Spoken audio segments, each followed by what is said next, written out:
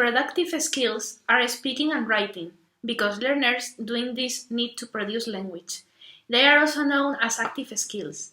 They can be compared with the receptive skills of listening and reading. These are some aspects to be taken into account to develop those productive skills. Motivation. If pupils are given the opportunity to make choices and decisions about what they do, they will be more motivated to engage with learning activities. Communication. Speaking and writing are communicative tasks and imply an audience. Therefore, the message must be organized so that this is communicated effectively.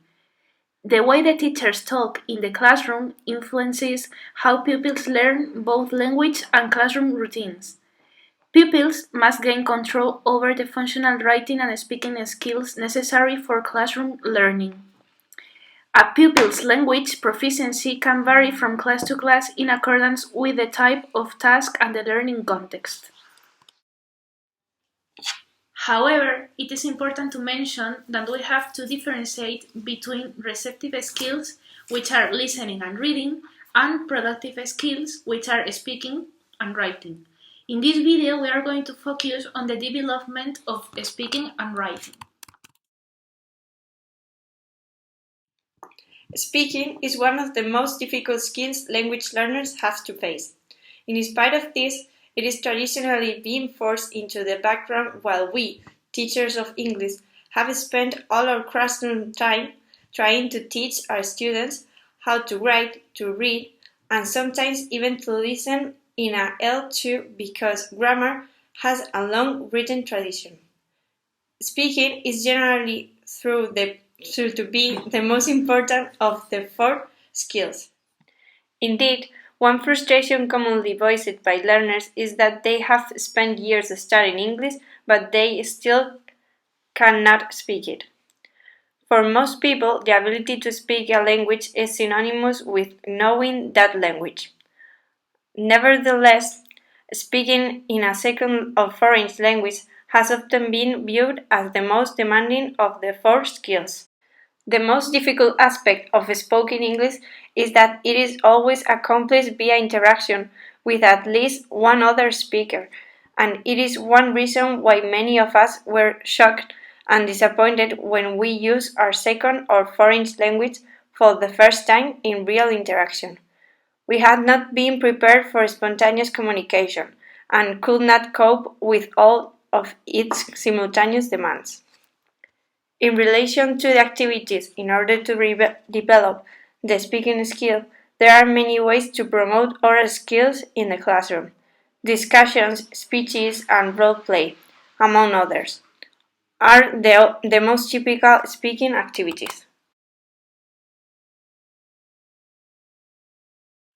Writing is a productive skill that requires concentration and effort, even for those who write professionally throughout their lives, such as playing a sport or a musical instrument requires regular practice to do it well.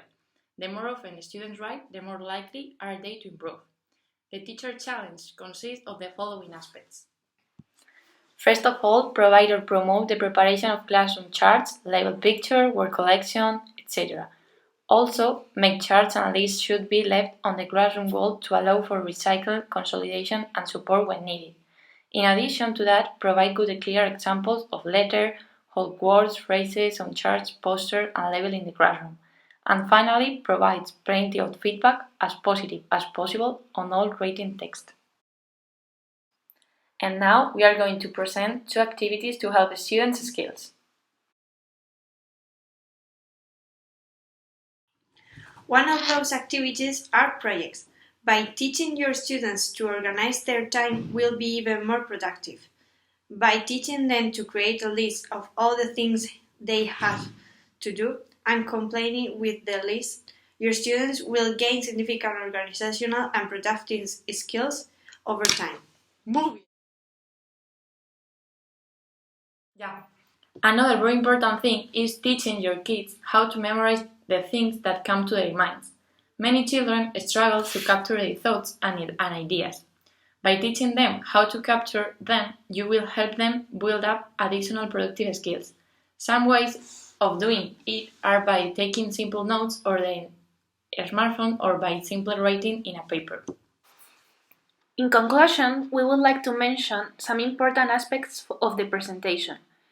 First of all, we have to motivate our students to learn a second language, since nowadays it's very important to interact with foreign elements. On the other hand, we, as teachers, have to highlight the importance of practicing the speaking skill to improve the fluency when talking. Finally, we have to assess our students by giving them a proper feedback. So, thank you for finding the time to watch our presentation. We hope you have enjoyed. We really appreciate having had this opportunity to share our ideas with you.